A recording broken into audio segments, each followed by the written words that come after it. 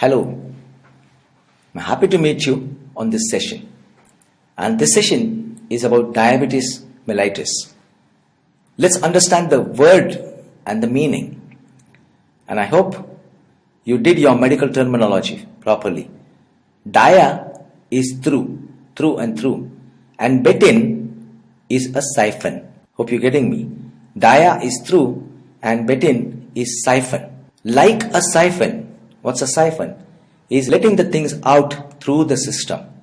Is called diabetes. Is letting out something through a siphon out through the system. Mellitus is something which is sweetened by honey. And I hope you now understand why it was given a name diabetes mellitus. Letting out through like a siphon the substances through the system. Which substances? The substances sweetened by honey, because it's concerned with the glucose. So it's diabetes mellitus. There is another word, diabetes insipidus. What's the meaning of the term insipidus? Insipidus means pale urine. The urine which is pale. Why it's pale? Pale means having more water.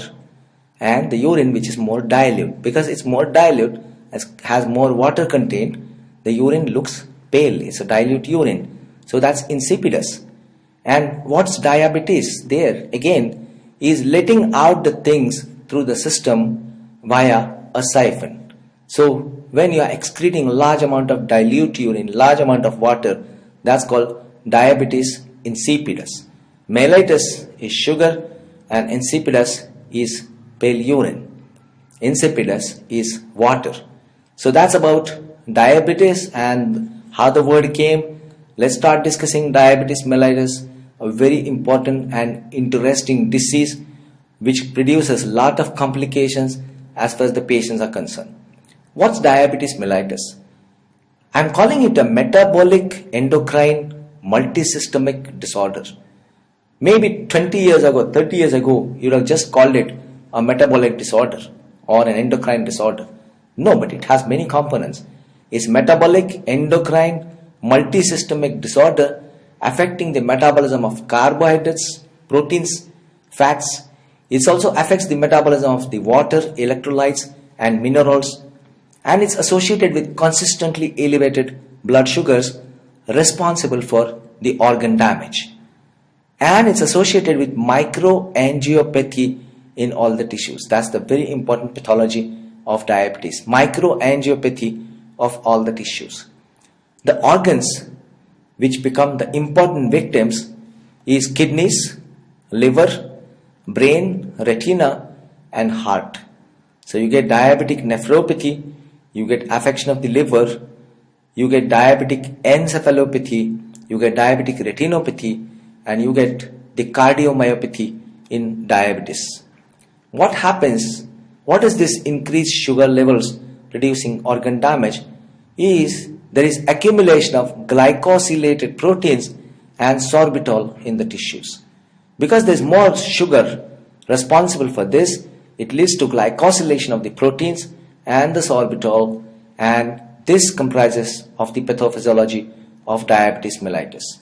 Hemoglobin A1C is an important indicator of control of diabetes, and you aim it to keep it below 6%. Serum glucose non-enzymatically reacts with hemoglobin, and this non-enzymatic reaction with hemoglobin of the glucose leads to formation of glycated or glycosylated hemoglobin product, and we measure this glycosylated or glycated hemoglobin concentration, which we call as hemoglobin A1C. This hemoglobin A1C reflects the average blood glucose levels over a period of last 2 to 3 months, because it's a slow process of glycosylation. So when you try to measure the blood sugar in a patient at a particular point in time, you're only coming to know what's happening regarding the blood sugar, what's happening regarding his diabetes at the present moment. But when you estimate the hemoglobin A1C, it's going to give you the idea about the diabetic status of the patient, or in other words, it is going to reflect the average blood glucose over a period of last 2 to 3 months. So hemoglobin A1C is considered as an important marker of the glycemic control. According to American Diabetic Association, that's ADA, we try to classify diabetes in the following groups. Type 1 diabetes, which was previously called IDDM, is insulin dependent diabetes mellitus, or it's early onset diabetes. So mind well, type 1 is insulin dependent diabetes mellitus. So the patient needs insulin from outside. Naturally, it's an early onset diabetes and it begins in the childhood or begins in the young age. Type 2 diabetes is also called NIDDM, that's non-insulin dependent diabetes mellitus, which means the patient has some insulin secretion, so non-insulin dependent, and this is a maturity onset or the typical adult onset type of diabetes. So whenever you're speaking about a 40-year-old, 50-year-old patient being diagnosed newly with diabetes, we're talking about type 2 diabetes because it's non-insulin dependent diabetes mellitus or of maturity onset or adult onset. Type 3 are the other causes of diabetes. See, diabetes can be produced for a temporary period of time or for longer periods of time by many other causes. For example, drugs. If the patient is receiving certain medication, this medication can have diabetogenic effect and then the patient develops higher blood sugars. So we say it's a drug-induced diabetes. What is called iatrogenic diabetes? Iatrogenic effect of the drug. The disease produced by the drugs, that's iatrogenic. So drug-induced diabetes is considered under type 3. Then some other genetic reasons leading to diabetes is also considered under type 3. And if there are other non-pancreatic causes, then it's called type 3 diabetes. Lastly, type 4 diabetes is considered as the diabetes during pregnancy. So that's gestational diabetes. So just to revise once again, type 1 is early onset and insulin dependent. Type 2 is late onset or maturity onset and it's non-insulin dependent. Type 3, most important, is drug induced, and type 4 is the diabetes in pregnancy or the gestational diabetes. I want you to just go through the basic pathophysiology and the basic idea about the type 1 and type 2 diabetes. So I have a table for you. You can visualize the table on this slide. Type 1 on the left side and type 2 on the right side. We should rapidly go through this table and understand some important facts. Type 1 diabetes, insulin dependent, that's IDDM. Type 2, non-insulin dependent, NIDDM. Type 1, early onset, so the onset may be in puberty or in early childhood. Type 2, adult onset or maturity onset. Type 1 is less common, that's about 5 to 10%. And type 2 is more common, 90 to 95%. That's type 2 diabetes mellitus. The next box is saying about the pathophysiology. Type 1, I have put a question mark. It could be an autoimmune or viral disease. This may be the responsible cause, and there are antibodies to the insulin receptor. You can demonstrate antibodies to the insulin receptor in type 1 diabetes. Whereas type 2 diabetes has got a very strong genetic predisposition and there's a very strong family history, and it also occurs with aging. As your age increases, you have more likelihood of getting diabetes. And the last association is obesity. If you have obesity, you have more chances of getting type 2 diabetes. So type 2 diabetes, family history of diabetes in your parents, then the aging and obesity. So there's a genetic predisposition. Type 1 diabetes is associated with loss of beta cells of islets of Langerhans. So in type 1 you can demonstrate the beta cell loss. Whereas in type 2 diabetes there is decreased response to insulin in the periphery. So there is peripheral insulin resistance. That's the characteristic of type 2 diabetes. Whereas in type 1 the insulin production itself is at stake and there is beta cell loss. The next very important issue is about the insulin level. If you try to measure the insulin levels in a patient with type 1, that's the insulin dependent diabetes mellitus early onset, then insulin levels are low. Obviously because there's beta cell loss and the insulin production is at stake. If you think about the type 2 diabetic patient, and try to measure the insulin levels may be normal. Because the most important issue here is decreased response to insulin by the peripheral tissues. So the insulin level may be normal, or you'll be surprised, actually there may be hyperinsulinemia. Insulin levels may be high in a patient with type 2 diabetes. Yes, because your pancreas can produce insulin. And in such situations, when there's a disease pathology happening in the periphery, that the insulin receptor is not producing adequate response, as a reflex, the pancreas is likely to secrete more insulin. So you are likely to have normal insulin levels, or you are likely to have hyperinsulinemia. That's type 2 diabetes. Whereas type 1 diabetes, as the name suggests, is insulin dependent.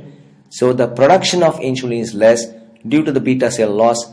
So insulin levels are less.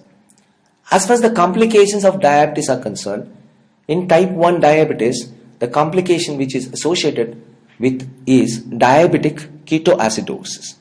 So type 1 diabetes is more commonly associated with diabetic ketoacidosis. Whereas if you come to type 2 diabetes, ketosis is not very common. Ketosis is less common. Then what are the associations? What are the complications? A very important complication of type 2 diabetes is a silent myocardial infarction. You may hear a story of a patient that he was doing extremely fine, and this morning he was doing something, he was exercising. After that he went home, he was feeling fine, he had his breakfast, then he was out of the house, he was just about to sit in the car and he collapsed. And no chance to save the patient. He collapsed and he was dead. That's a silent myocardial infarction due to the typical diabetic neuropathy. You don't feel the pain at all, and before there is infarction, the infarction just started and you are gone. So that's called silent myocardial infarction. That's very characteristic of type 2 diabetes mellitus. Second important complication is the association of various infections. Then you can have vascular complications in type 2 diabetes, and this can lead to amputations due to the presence of gangrenes. So silent myocardial infarction, infection, vascular complications and amputations are the associations with type 2 diabetes. Now regarding management. Type 1 diabetes has to be managed with diet. See on both the sides of the slide, dietary management is must in both types of diabetes. Whereas when we come to the type 1 diabetes, along with dietary management, you need to give insulin because it's insulin dependent diabetes mellitus.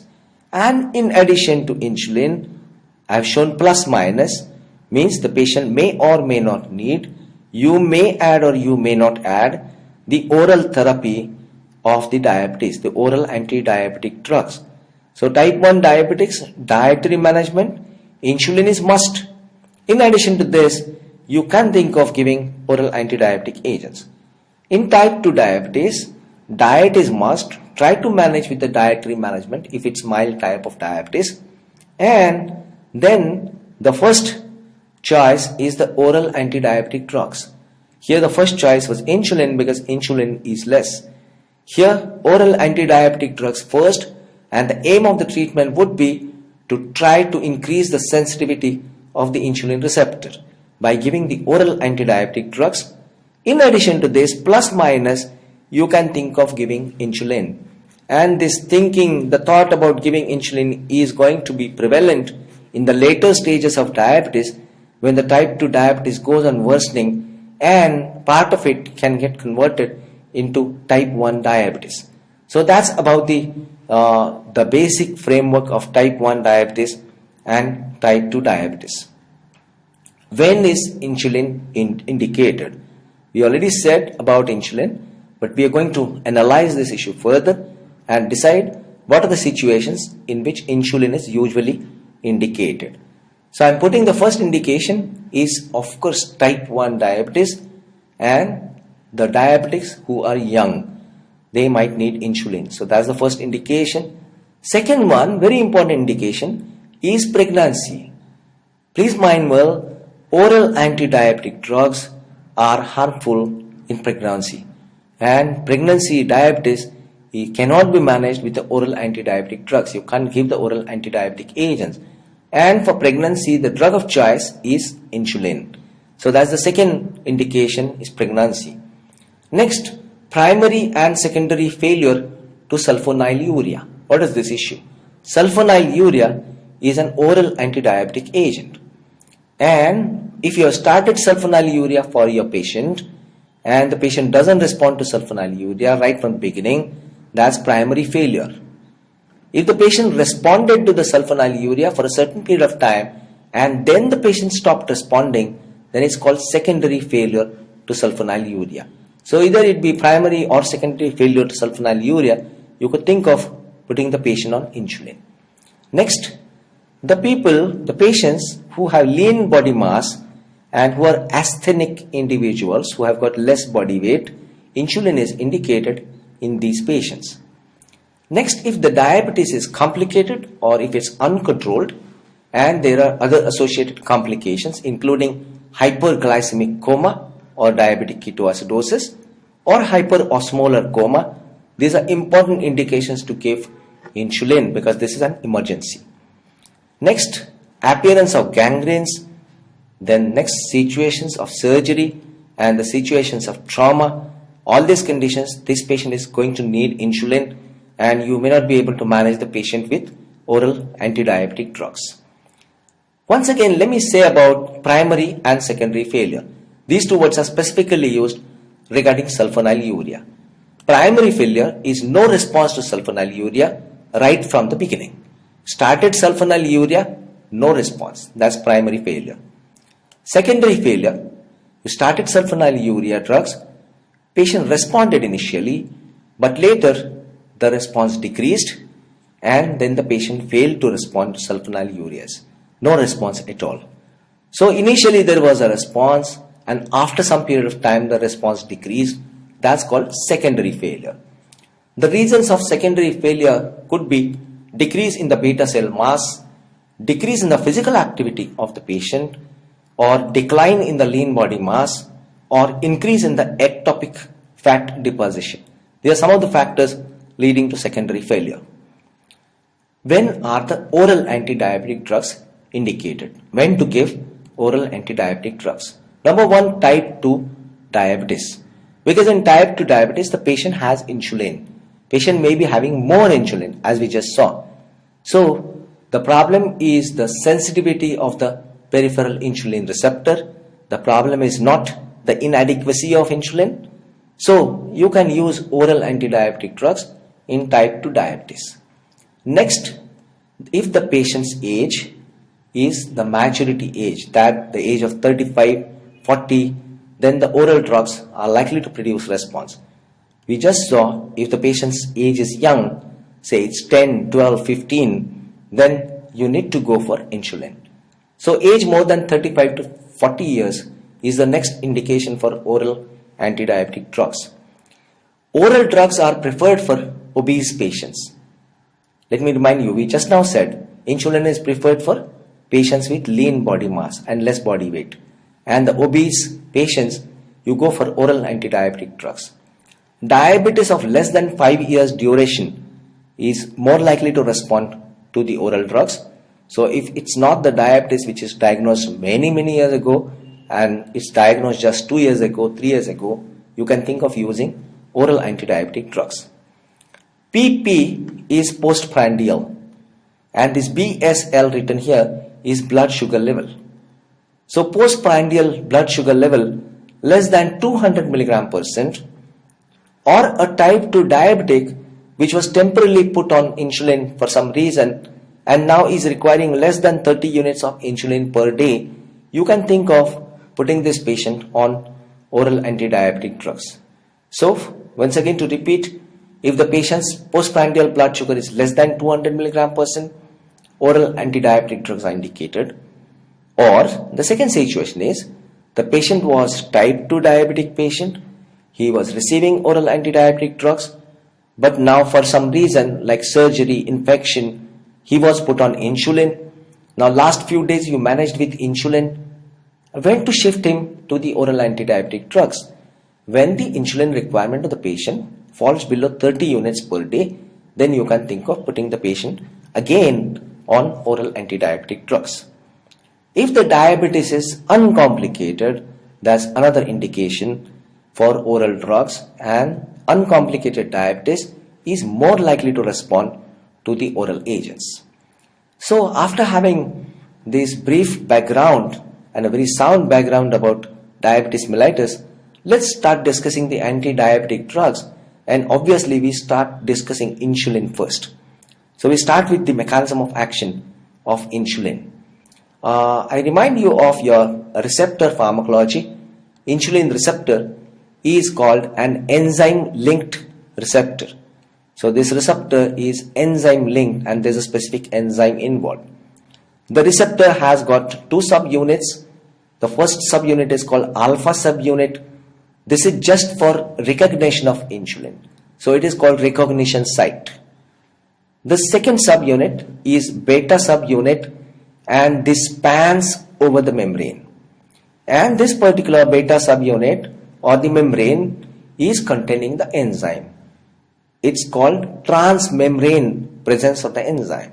And the name of the enzyme is tyrosine kinase. So it's a transmembrane tyrosine kinase enzyme. What's the mechanism of action and how it takes place? There is phosphorylation of the tyrosine residues and proteins, and insulin receptor substrate is involved in this, and there are various types of insulin receptor substrates. Substrates 1, substrate 2, substrate 3, so there could be 6 different insulin receptor substrate, abbreviated as IRS. Then there is activation of PIP3 kinase, phosphoinositol phosphate 3 kinase gets activated. Then there is translocation, so that's the movement, translocation of ATP dependent glucose transporters. And these glucose transporters mainly are GLUT4 and GLUT1. There's translocation of the glucose transporters, and these glucose transporters are going to produce the uptake or transport of the glucose. Let me remind you, what is the job of insulin inside our body? What's the function of insulin?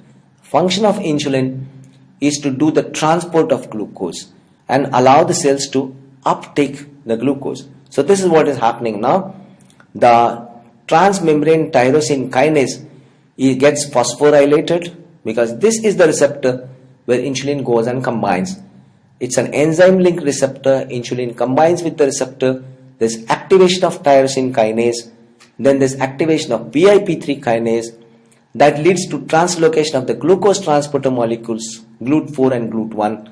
And once the glucose transporter molecules reach there, they start transporting the glucose or taking up the glucose. So this is how insulin acts. That's the mechanism of action. Let's come to the actions of insulin, the pharmacological actions of insulin. Number 1, insertion of glucose transport molecules in the cell walls. This is what we said just now. That's very primary mechanism, and that's the first action of insulin. It helps to insert the glucose transport molecules in the cell wall so that the glucose can be taken up. So there's uptake and utilization of glucose. Where does this happen? It happens in all the cells, most of the cells. And the major target organs are liver, skeletal muscle and adipose tissue. So insertion of glucose transport molecules, target organs, liver, skeletal muscle and adipose tissue. Now, once the glucose is transported, there's uptake of glucose. Insulin is going to affect the carbohydrate metabolism. So we go to the second action, the action of the carbohydrate metabolism. What does it do? It stimulates glycogen synthetase. Glycogen synthetase is the substance which is going to synthesize glycogen from glucose. So I've written in the bracket glucose to glycogen, and then there is storage of this glycogen. So insulin will favor the storage of glycogen, and obviously is going to oppose the breakdown of glycogen. So the next action follows from this action is inhibiting the breakdown of glycogen, what you call glycogenolysis. And it will also inhibit the formation of glucose from non-glucose substances, non-carbohydrate substances. I hope you remember your biochemistry. formation of glucose from non-glucose substances is called gluconeogenesis. Insulin is going to act and is going to inhibit the gluconeogenesis. All these actions are going to control the blood sugar. I hope you remember that insulin is in favor of transporting the glucose from the blood to the cells and is in favor of keeping the blood sugar low. The purpose of insulin is not really to keep the blood sugar low. The purpose is to transport the glucose so that the cells can take up the glucose. But the result of this is the sugar level will be controlled. It will be down. And it will inhibit the glycogenolysis so that glycogen doesn't get broken down into glucose, and it will inhibit the formation of glucose from the non-glucose substances. The next action of insulin is on the fat metabolism, and it's got anti-lipolytic action. It inhibits the breakdown of fats, so that's called decrease in the lipolysis, and it inhibits the conversion of fat into carbohydrate. Obviously, we said just now that it inhibits the gluconeogenesis, means it inhibits the conversion of fat into the carbohydrates. The next action is on proteins, and it stimulates the amino acid entry into the cells, and this leads to increased protein synthesis. So as far as carbohydrate metabolism, it stimulates the glycogen synthesis and formation of glycogen, inhibits breakdown of glycogen, inhibits formation of glucose from non-sugar substances, decreases the lipolysis, that is anti-lipolytic action, and as far as proteins are concerned, it is favoring the proteins, it is helping the proteins, increases the amino acid entry into the cells and stimulates the protein synthesis. So also it inhibits the catabolism or breakdown of proteins.